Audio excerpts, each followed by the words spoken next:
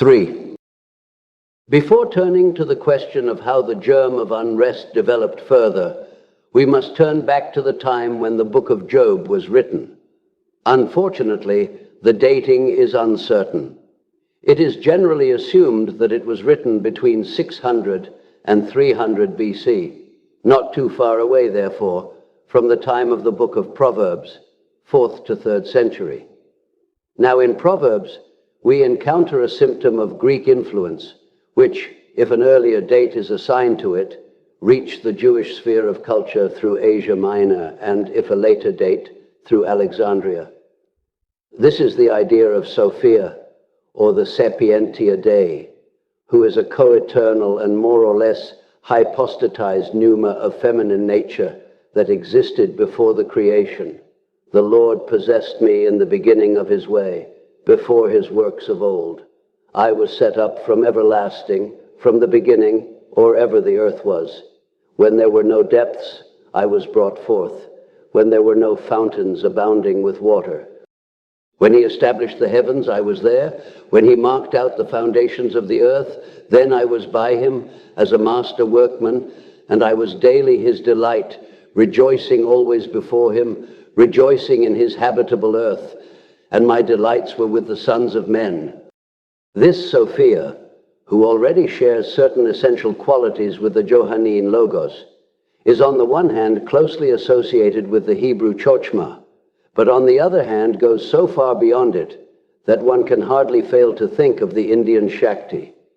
Relations with India certainly existed at that time, the time of the Ptolemies.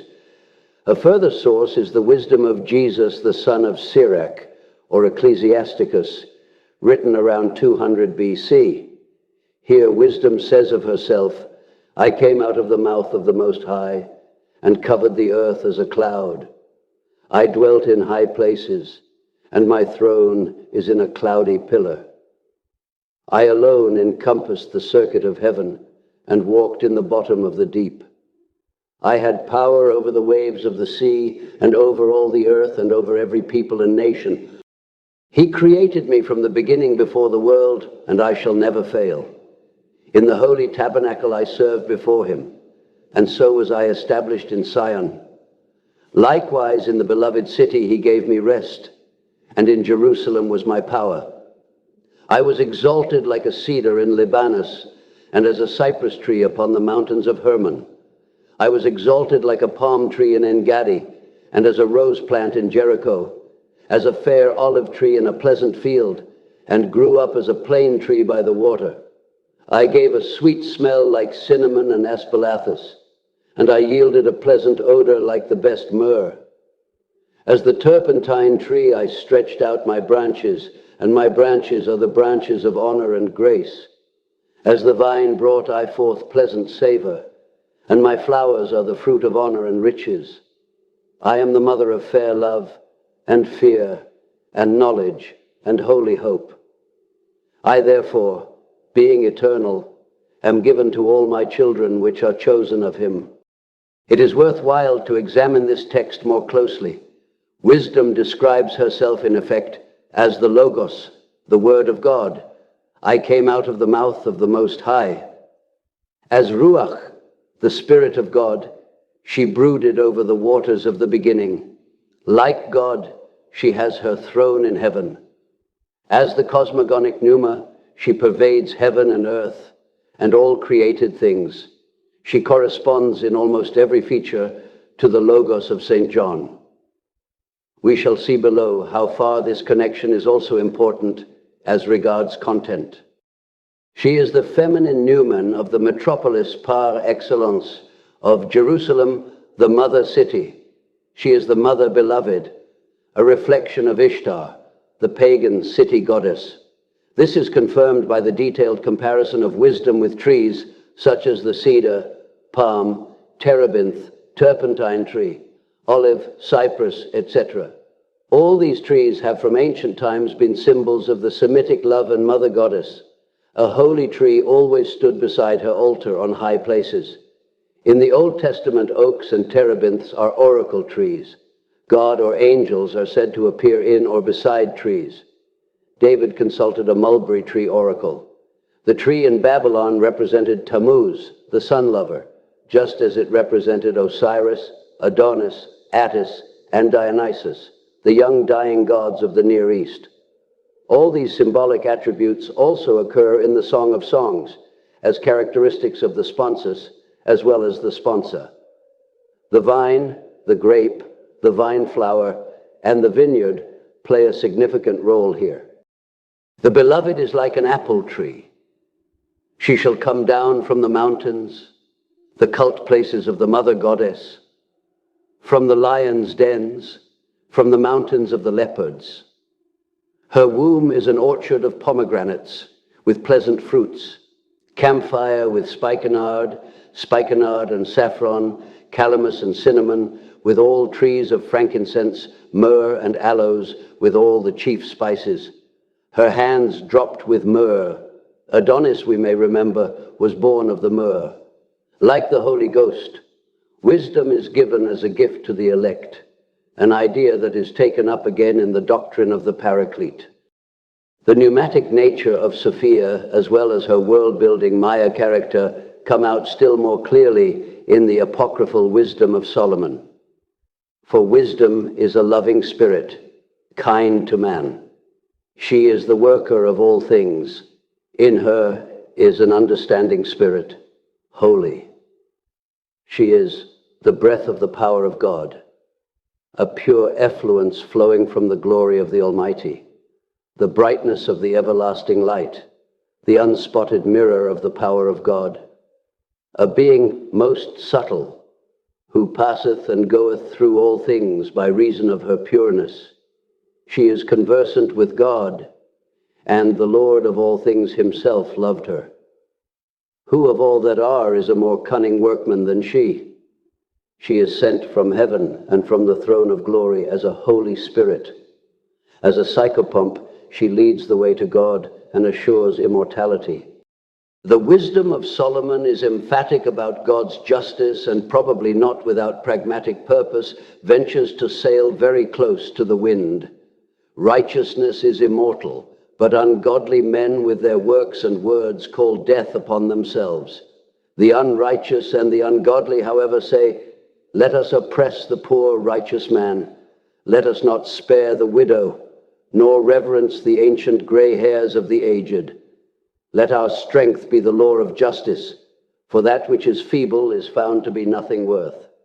Therefore let us lie in wait for the righteous, because he upbraideth us with our offending the law, and objecteth to our infamy.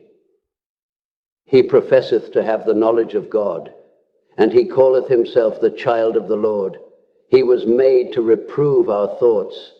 Let us see if his words be true, and let us prove what shall happen in the end of him. Let us examine him with despitefulness and torture, that we may know his meekness and prove his patience. Where did we read but a short while before? And the Lord said to Satan, have you considered my servant Job, that there is none like him on the earth, a blameless and upright man, who fears God and turns away from evil? He still holds fast his integrity, although you moved me against him, to destroy him without cause. Wisdom is better than might, saith the preacher, not from mere thoughtfulness and unconsciousness, but from a deeper motive. The wisdom of Solomon here touches on the sore spot. In order to understand this more fully, we would have to find out in what sort of relation the book of Job stands to the change that occurred in the status of Yahweh at about the same time, i.e., its relation to the appearance of Sophia. It is not a question of literary history, but of Yahweh's fate as it affects man. From the ancient records, we know that the divine drama was enacted between God and his people who were betrothed to him, the masculine dynamis, like a woman, and over whose faithfulness he watched jealously. A particular instance of this is Job, whose faithfulness is subjected to a savage test. As I have said, the really astonishing thing is how easily Yahweh gives in to the insinuations of Satan. If it were true that he trusted Job perfectly, it would be only logical for Yahweh to defend him, unmask the malicious slanderer, and make him pay for his defamation of God's faithful servant. But Yahweh never thinks of it, not even after Job's innocence has been proved. We hear nothing of a rebuke or disapproval of Satan. Therefore, one cannot doubt Yahweh's connivance. His readiness to deliver Job into Satan's murderous hands proves that he doubts Job precisely because he projects his own tendency to unfaithfulness upon a scapegoat. There is reason to suspect that he is about to loosen his matrimonial ties with Israel, but hides this intention from himself. This vaguely suspected unfaithfulness causes him, with the help of Satan, to seek out the unfaithful one, and he infallibly picks on the most faithful of the lot, who is forthwith subjected to a grueling test. Yahweh has become unsure of his own faithfulness. At about the same time, or a little later, it is rumored what has happened. He has remembered a feminine being who is no less agreeable to him than to man, a friend and playmate from the beginning of the world, the firstborn of all God's creatures, a stainless reflection of his glory, and a master workman, nearer and dearer to his heart than the late descendants of the protoplast, the original man, who was but a secondary product stamped in his image. There must be some dire necessity responsible for this anamnesis of Sophia. Things simply could not go on as before. The just God could not go on committing injustices, and the omniscient could not behave any longer like a clueless and thoughtless human being. Self-reflection becomes an imperative necessity, and for this, wisdom is needed. Yahweh has to remember his absolute knowledge. For if Job gains knowledge of God, then God must also learn to know himself. It just could not be that Yahweh's dual nature should become public property and remain hidden from himself alone. Whoever knows God has an effect on him. The failure of the attempt to corrupt Job has changed Yahweh's nature. We shall now proceed to reconstruct, from the hints given in the Bible and from history, what happened after this change. For this purpose, we must turn back to the time of Genesis and to the protoplast before the fall. He, Adam, produced Eve, his feminine counterpart, from his rib with the Creator's help, in the same way as the Creator had produced the hermaphroditic Adam from the prima materia, and along with him, the divinely stamped portion of humanity, namely the people of Israel and the other descendants of Adam. Mysteriously following the same pattern, it was bound to happen that Adam's first son, like Satan, was an evildoer and murderer before the Lord, so that the prologue in heaven was repeated on earth. It can easily be surmised that this was the deeper reason why Yahweh gave special protection to the unsuccessful Cain, for he was a faithful reproduction of Satan in miniature.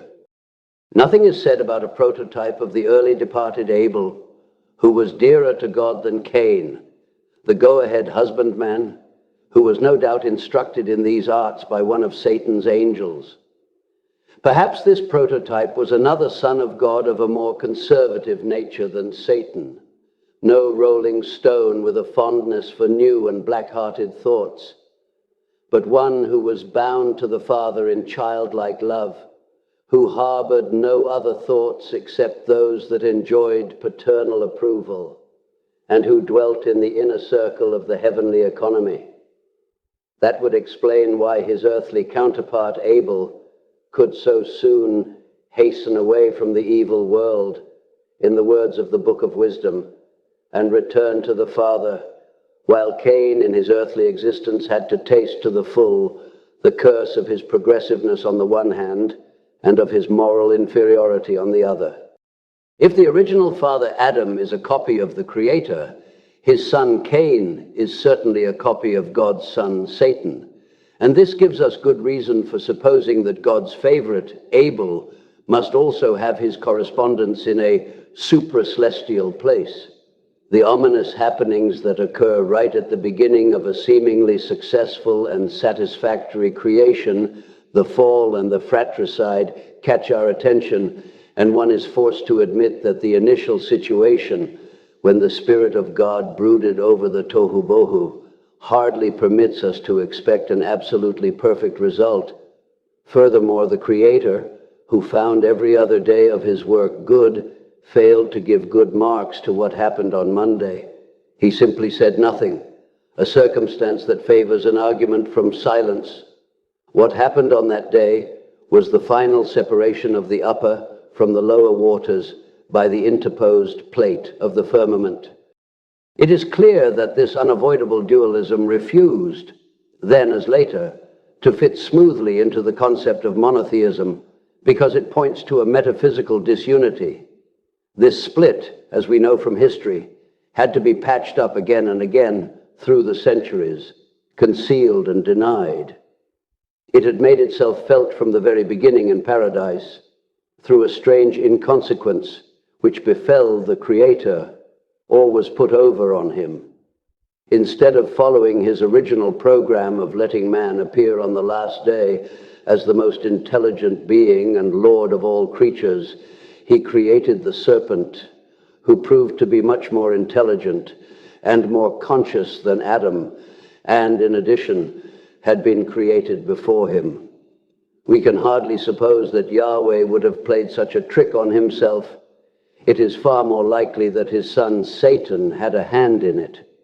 He is a trickster and spoilsport who loves nothing better than to cause annoying accidents. Although Yahweh had created the reptiles before Adam, they were common or garden snakes, highly unintelligent, from among whom Satan selected a tree snake to use as his disguise. From then on, the rumor spread that the snake was the most spiritual animal. Later, the snake became the favorite symbol of the nous, received high honors, and was even permitted to symbolize God's second son, because the latter was interpreted as the world-redeeming logos, which frequently appears as identical with the nous. A legend of later origin maintains that the snake in the Garden of Eden was Lilith, Adam's first wife, with whom he begot a horde of demons. This legend likewise supposes a trick that can hardly have been intended by the Creator. Consequently, the Bible knows only of Eve as Adam's legitimate wife. It nevertheless remains a strange fact that the original man, who was created in the image of God, had, according to tradition, 2 wives, just like his heavenly prototype. Just as Yahweh is legitimately united with his wife Israel, but has a feminine pneuma as his intimate playmate from all eternity, so Adam first has Lilith, the daughter or emanation of Satan, to wife, as a satanic correspondence to Sophia. Eve would then correspond to the people of Israel. We naturally do not know why we should hear at such a late date that the Ruach Elohim, the Spirit of God, is not only feminine, but a comparatively independent being who exists side by side with God, and that long before the marriage with Israel, Yahweh had had relations with Sophia. Nor do we know why, in the older tradition, the knowledge of this first alliance had been lost. Likewise, it was only quite late that one heard of the delicate relationship between Adam and Lilith. Whether Eve was as troublesome a wife for Adam as the children of Israel, who were perpetually flirting with unfaithfulness, were for Yahweh, is equally dark to us. At any rate, the family life of our first parents was not all beer and skittles.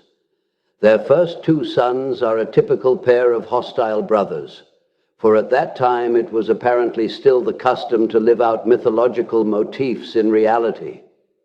Nowadays, this is felt to be objectionable and is denied whenever it happens. The parents can share the blame for original sin. Adam has only to remember his demon princess, and Eve should never forget that she was the first to fall for the wiles of the serpent. Like the fall, the Cain-Abel intermezzo can hardly be listed as one of creation's shining successes.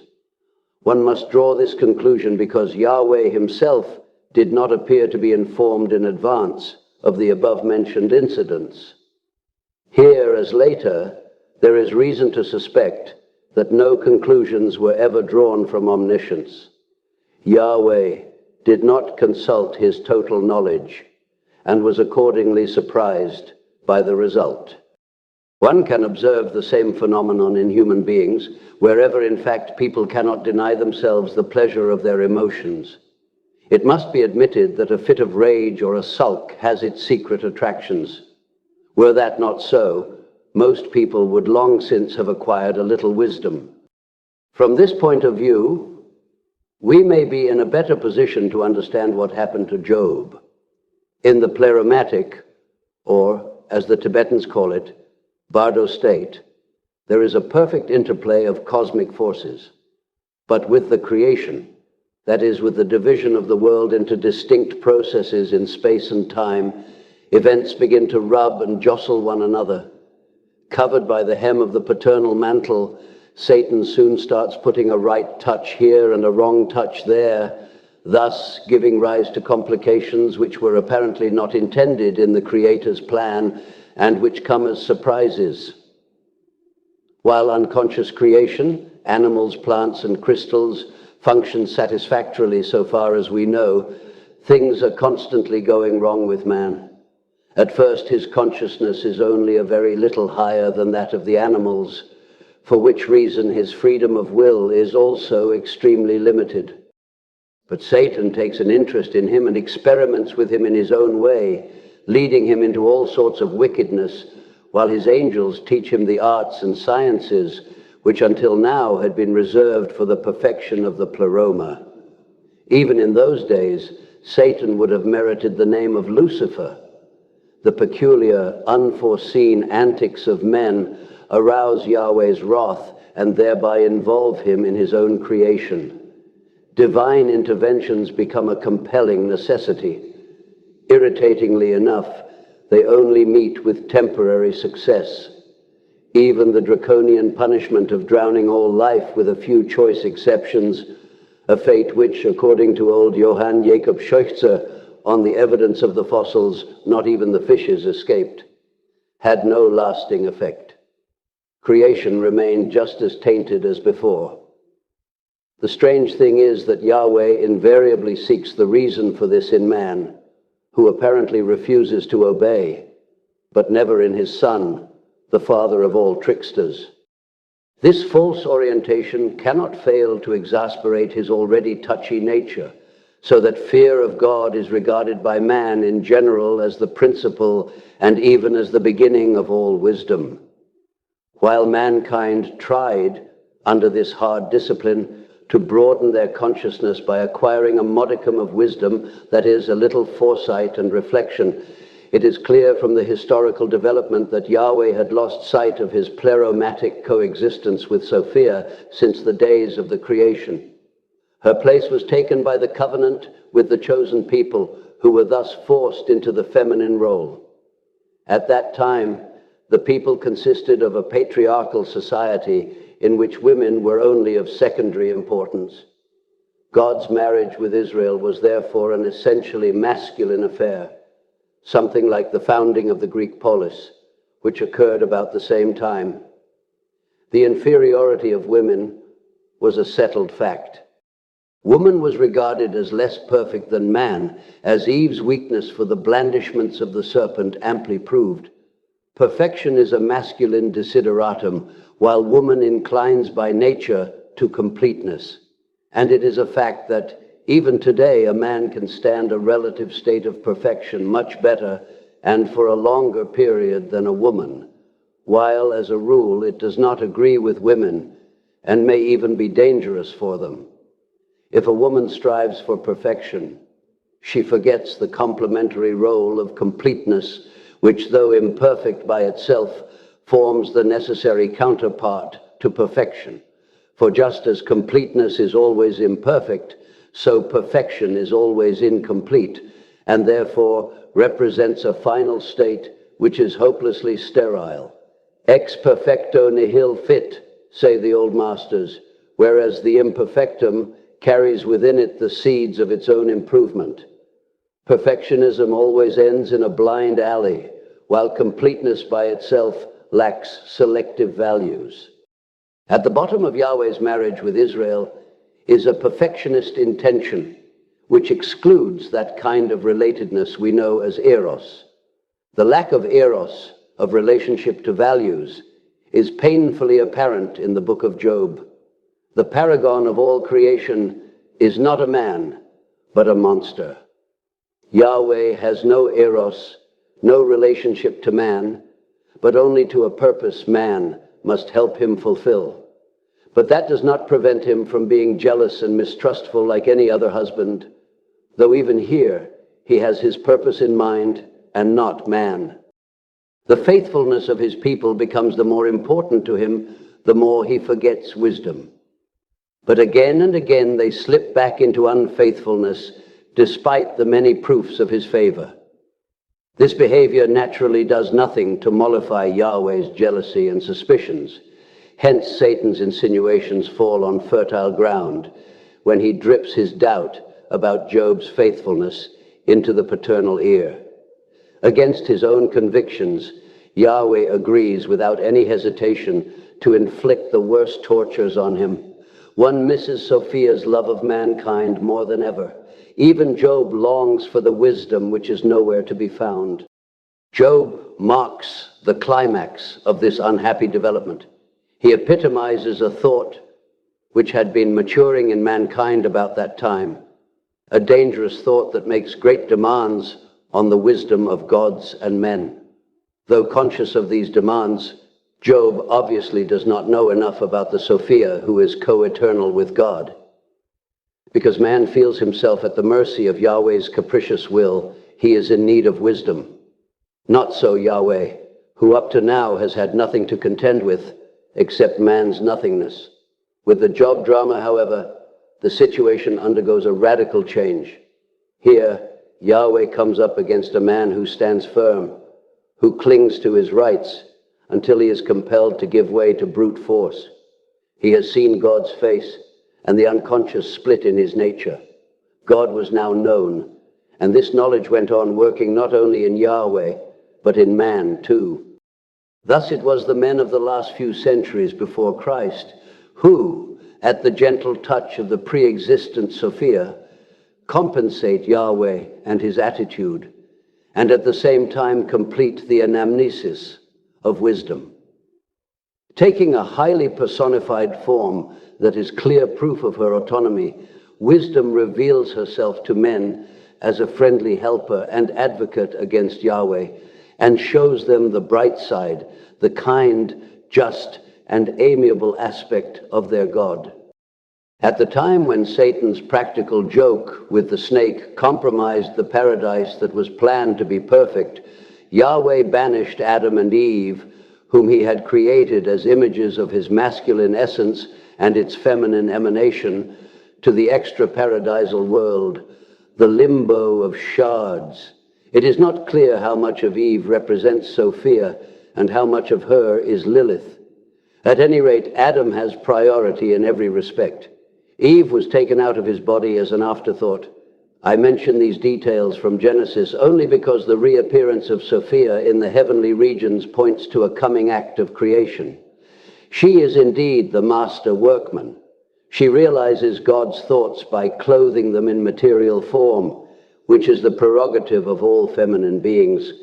Her coexistence with Yahweh signifies the perpetual hieros gamos from which worlds are begotten and born. A momentous change is imminent. God desires to regenerate himself in the mystery of the heavenly nuptials, as the chief gods of Egypt had done from time immemorial, and to become man. For this he uses the Egyptian model of the God's incarnation in Pharaoh, which in its turn is but a copy of the eternal hieros gamos in the pleroma. It would, however, be wrong to suppose that this archetype is merely repeating itself mechanically. So far as we know, this is never the case, since archetypal situations only return when specifically called for. The real reason for God's becoming man is to be sought in his encounter with Job. Later on, we shall deal with this question in more detail.